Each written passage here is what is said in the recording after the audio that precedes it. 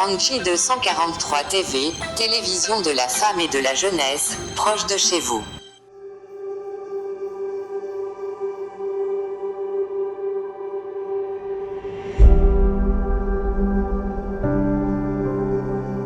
Angie Weekend. Bonjour chers amis, jeunes et moins jeunes, chers frères et sœurs. Nous célébrons l'Afrique et le monde entier célèbre aujourd'hui, 16 juin 2024, la journée de l'enfant africain. Et vous le savez, cette journée commémore les événements malheureux qui avaient eu lieu en Afrique du Sud, dans la banlieue de Soweto, où les enfants ont protesté de façon pacifique, sans armes. Mais cette manifestation, leur marche pacifique, avait été réprimée dans le sang, qui a entraîné la mort de plusieurs d'entre eux, dont l'enfant Hector Peterson. Déjà, retenez le nom de Peterson, ça ne devrait pas. Et quelle était la cause de cette marche? Les jeunes de l'école, j'ai oublié le nom de l'école, protestaient du fait qu'on leur imposait la langue afrikaans à l'école. Ça peut paraître banal aujourd'hui, parce que ces enfants trouvaient qu'ils ne devaient pas apprendre leur matière de l'école dans la langue de l'oppresseur, qui était afrikaner à l'époque. Le système continu que vous connaissez, l'apartheid, mais moins parce que depuis ce jour-là, la communauté internationale et tout le monde se sont insurgés contre les dirigeants de l'Afrique du Sud, les Blancs, les Afrikaners, qui avaient réprimé, qui avaient tué des enfants. Et cette journée a été instituée depuis 1991, 1991. Le 16 juin a été considéré comme la journée de l'enfant africain. Quelles sont les leçons à retenir? Jusqu'aujourd'hui, aujourd'hui aussi nous célébrons cette journée, mais dans l'indifférence totale. J'ai parcouru les journaux télévisés, je n'ai vu nulle part où on a parlé de la journée de l'enfant africain. Or, les défis sont nombreux, il y en a des défis jusqu'aujourd'hui. Les enfants font face à des défis incroyables, à tel point que nous pourrions aujourd'hui parler d'une fracture ou d'une rupture d'amour entre les générations. Monsieur Moussa Faki Mahamat, qui est le président de la Commission de l'Union africaine, a donné comme thème pour cette année l'éducation pour tous les enfants en Afrique, l'heure est venue. Autrement dit, nous ici, nous dirions en slang, donc en français populaire, c'est le moment. Et nous avons la chance que nous avons un président de la République qui a dévancé ce thème, peut-être parce qu'il avait été président de l'Union africaine pour un an, il y a 2 ans. Il a agrippé le sujet et il a instauré l'éducation gratuite ou l'enseignement gratuit pour que le plus d'enfants possible aient la possibilité d'aller à l'école. Mais quelles sont cette école où vont nos enfants, cet enseignement gratuit qu'ils ont? Est-ce que c'est adapté aux besoins professionnels du moment, aux besoins économiques du moment? C'est la question qu'on doit se poser. Lui, il a fait sa part. C'est maintenant au tour des experts, autour de ceux qui réfléchissent, ils doivent se dire, est-ce que notre enseignement, notre éducation est adaptée aux besoins que nous avons de nous développer? Vous savez que l'école a été instituée pour les besoins du colonisateur parce qu'il avait besoin de la main-d'œuvre pour lui servir dans ses usines, dans les bureaux. Mais est-ce que cette école est encore adaptée aujourd'hui? Quels sont les besoins urgents aujourd'hui pour les jeunes pour avoir une éducation inclusive où personne n'est laissé au hasard? Déjà, ceux qui ont étudié il y a plusieurs années, je prends l'exemple de ma génération, même avec un recul de 10, 20 ans, ils sont déjà hors circuit. Parce que l'éducation aujourd'hui où nous vivons la révolution numérique devrait être numérisée et même adaptée au numérique par tout le monde. Même ceux qui font de l'éducation continue en numérique, quelque chose qui soit accessible à tous. Sinon, nous allons nous retrouver avec des fractures, ça veut dire des générations qui ne se comprennent pas, qui ne s'entendent pas. Et ça, c'est ce que moi, j'ai adopté aujourd'hui comme thème pour venir parler pour les jeunes parce que en J243 TV, c'est la télévision de la jeunesse et de la femme. Aujourd'hui, je suis venu parler de ça. Et la fracture dont je veux parler, c'est celle-ci. Nous connaissons au cours de l'année la Journée internationale de la femme, la fête des mères, la fête des pères, mais on parle très peu de la fête des enfants. L'enfant africain est oublié. L'enfant africain est en but à des défis importants qu'il doit résoudre seul, qu'il ait des parents ou pas. Quand il en a, c'est un peu un plus, mais quand il n'en a pas, c'est encore plus grave. Tout ça parce que nous avons laissé au seul individu, nous avons presque trahi nos cultures. Nous avons laissé au seul individu le soin de résoudre ses propres problèmes. Dans les villages à l'époque, quand les gens vivaient dans les villages ou même en ville, dans les communautés, chaque enfant appartenait à la communauté. C'est vrai que il s'appelait Makoso, il s'appelait Matondo, il s'appelait Nkunda, mais c'était l'enfant de la communauté. Et la communauté s'était organisée pour que les choses, la sagesse qu'on doit apprendre aux enfants, soit unique. Et c'est le papa de Makoso, le papa de Matondo, le papa de l'autre, qui était le papa de tout le monde. Je parle du point de vue social et même philosophique et psychologique. Chaque parent qui savait qu'il était parent prenait en charge l'apprentissage et l'éducation de tout le monde, de tous les enfants, du moins ceux qui avaient l'âge des enfants qu'il avait à la maison. Et cette tendance a été abandonnée. Nous avons connu des guerres, des épidémies où les enfants se sont retrouvés seuls. Les enfants se sont retrouvés sans parents. Mais il n'y a aucune structure sociale qui prend ces enfants en charge. Quand vous voyez les orphelinats qui sont créés par-ci, par-là, en bout du compte, c'est pas tellement de façon, ce n'est pas philanthropique. Il y a toujours un but caché là-bas derrière. Il y a un but d'exploitation, un but de la vente des enfants, un but, je sais pas, je ne juge pas mal tous. Il y a des orphelinats qui sont bien, mais il y en a qui ne sont pas bien du tout, qui sont très suspects et qui font plus de mal que de bien. Donc, la société que nous sommes doit prendre en charge les enfants, surtout ceux qui n'ont pas les parents avec eux. Nous avons connu des catastrophes qui ont fait que beaucoup d'enfants sont versés dans la rue, beaucoup d'enfants sont seuls. Mais l'État doit réfléchir à la prise en charge de ces enfants-là. Et une bonne prise en charge, pas faire des bâtiments où les enfants arrivent, ils sont internés pendant 2, 3 jours, le temps de manger 2, 3 plats de haricots et après ils se retrouvent dans la rue. C'est un problème que nous devons prendre avec beaucoup de sérieux. Pour qu'un enfant devienne adulte, il ne se passe pas beaucoup de temps. 5 ans, 10 ans, déjà à 15 ans, il n'a presque plus besoin de personne. Et si on ne l'a pas pris en charge jusqu'à ce qu'il arrive à cet âge-là, c'est un individu perdu, c'est une personne humaine que nous avons perdue. C'est comme si nous avons jeté un bassin d'eau, déversé par terre et c'est parti. Ça part en fumée. La vie d'une personne n'est pas si longue pour qu'on mise en se disant, bon, on fait ça on ne fait pas ça d'ici quelques années, on aura oublié.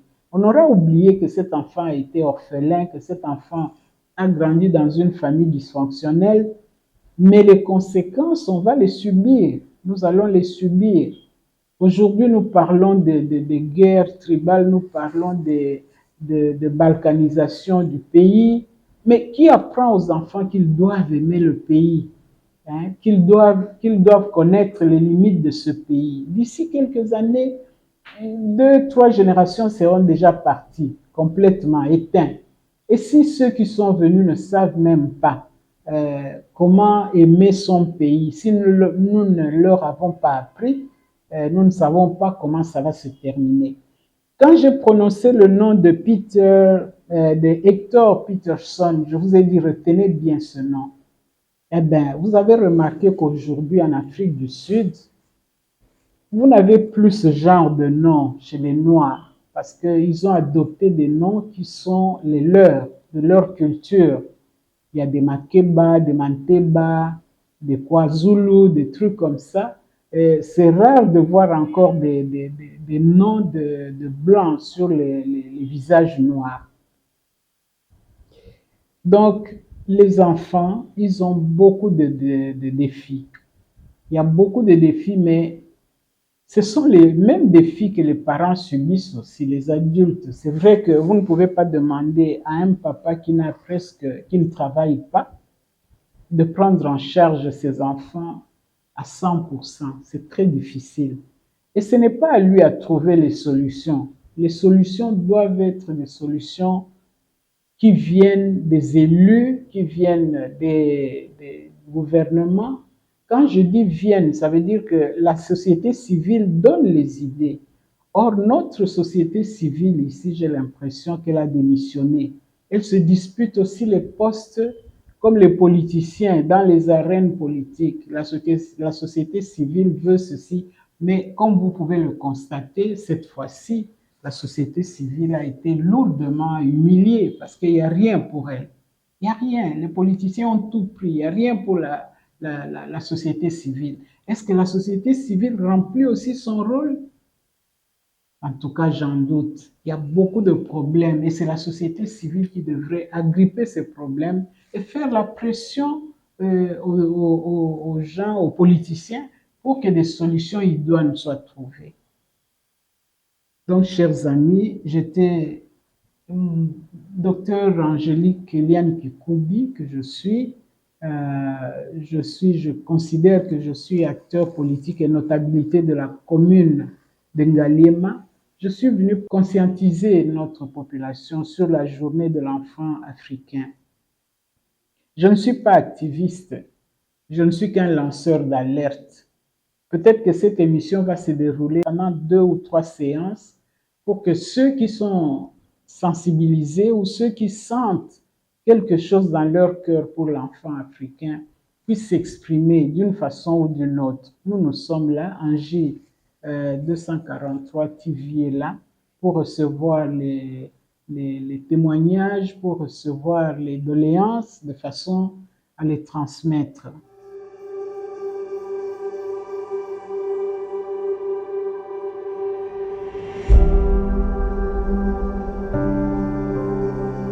Angie Weekend.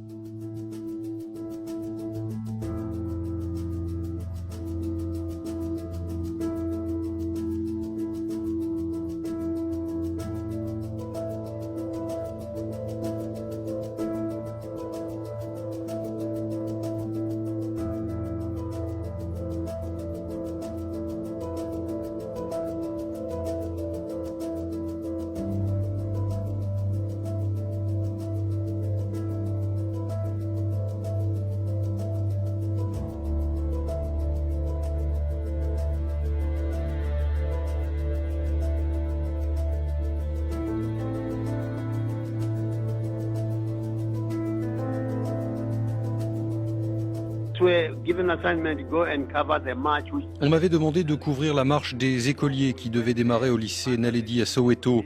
Nous y sommes allés et avons trouvé des élèves en train de faire des pancartes sur lesquelles il y avait écrit « Non à l'Afrikaans ». Les élèves sont ensuite descendus dans la rue et ont commencé à marcher. Je les ai suivis, c'était une marche pacifique. Nous sommes allés de lycée en lycée jusqu'au parc Mofolo où leur leader, Tsietsi Machinini, a grimpé dans un arbre et leur a dit qu'aujourd'hui ce serait une manifestation pacifique, qu'il ne fallait rien casser. Mais en chemin, la police est arrivée et leur a dit de se disperser. Les élèves ont commencé à chanter Nkosi Sikeleli Afrika. À l'époque, cette chanson était interdite. Et je pense que c'est ce qui a provoqué la colère du commandant de police qui a sorti son pistolet et a tiré dans la foule. Puis il a ordonné à ses troupes de tirer et la police s'est mise à tirer au hasard dans la foule pour tuer. Là, j'ai su qu'ils allaient les tuer. À l'époque, pour disperser une foule, on tirait dans le tas.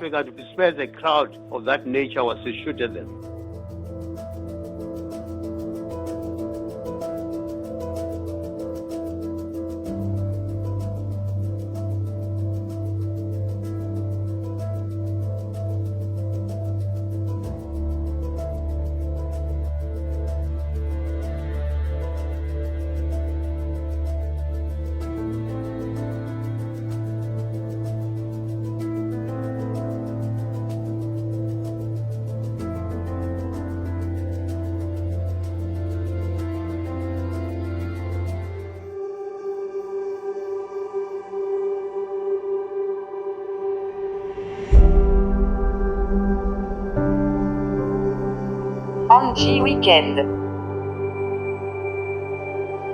Avant de terminer, je vous rappelle donc le contexte historique de la journée du 16 juin qui a commencé en 1976.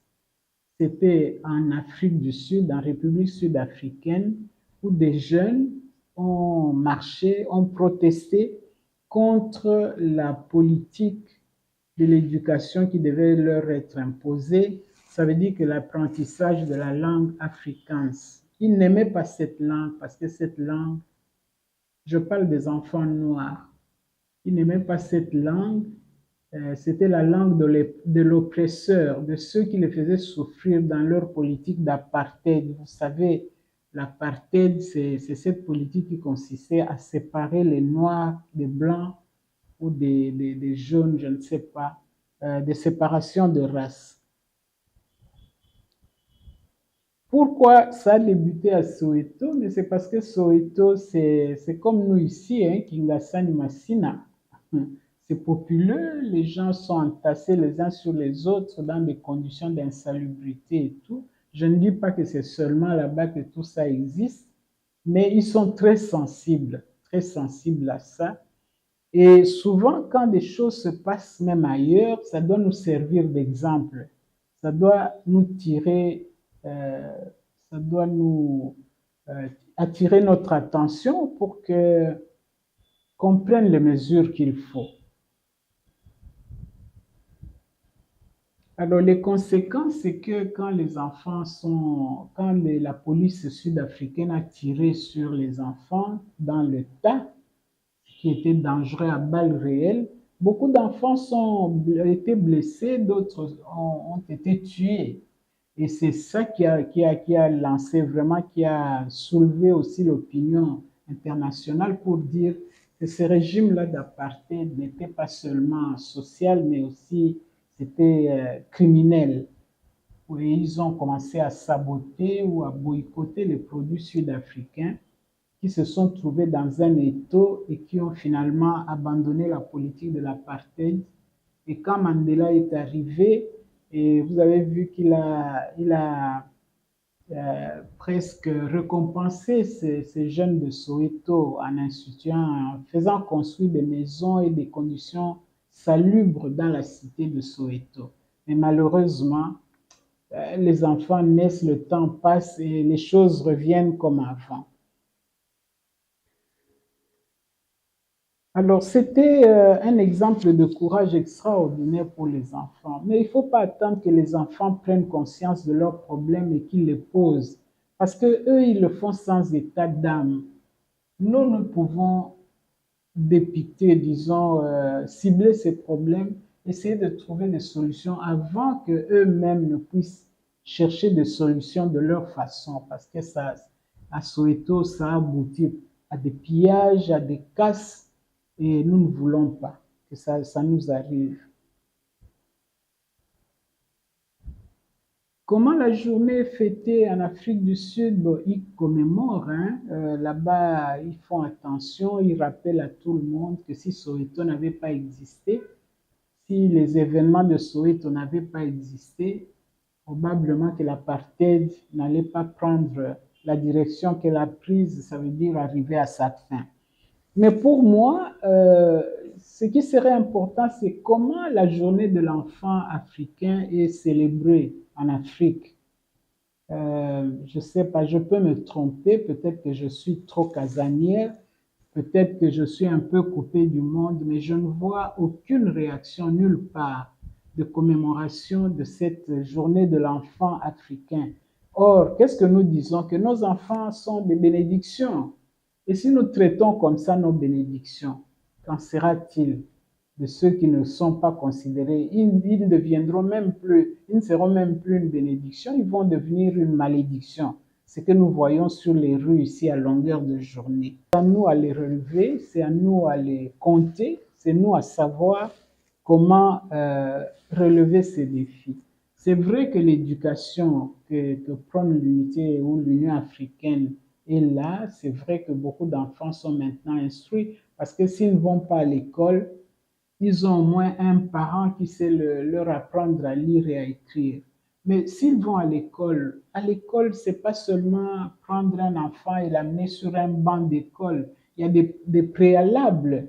Il faut qu'il soit bien habillé, il faut qu'il soit bien chaussé, il faut qu'il ait du matériel pour aller à l'école, il faut qu'il ait mangé, il faut qu'il soit en bonne santé. Toutes ces conditions connexes sont liées à la bonne éducation et nous devons en prendre soin. Donc, il y a vraiment du pain sur la planche pour l'encadrement de l'enfant et de la jeunesse. Alors, moi, je crois que tous les dirigeants africains, comme ceux du monde, devraient prendre conscience de la vie de l'enfant africain. Que faire? J'ai vu ici chez nous, il y a beaucoup de problèmes. J'ai vu que le ministre de la Justice s'est penché sur la question de l'enfant congolais. Il n'y a pas de... La justice pour l'enfant, c'est devenu, il veut en faire une priorité, ce qui est une bonne chose, parce que les enfants n'ont même plus le lieu d'encadrement. Quand ils commettent des délits, on les met dans les mêmes prisons que les adultes.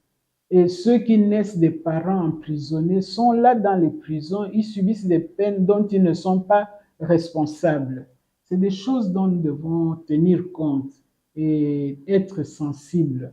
Donc, nos budgets là que nous votons au Parlement, il faut que vous voyez les rubriques sur les enfants, sur l'enfant congolais, et que quand vous vous rencontrez avec vos homologues africains, que chacun ait la fierté de dire pour nous, le budget pour l'enfant est d'autant. Et ce serait merveilleux que la République démocratique du Congo ait le meilleur budget pour l'enfant. J'ai fait le plaidoyer. Je vous remercie. Et aux enfants, bonne fête du 16 juin.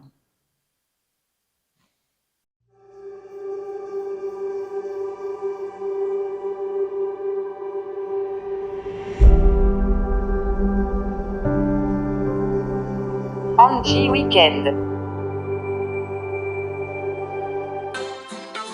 Angie 243 TV, télévision de la femme et de la jeunesse, proche de chez vous.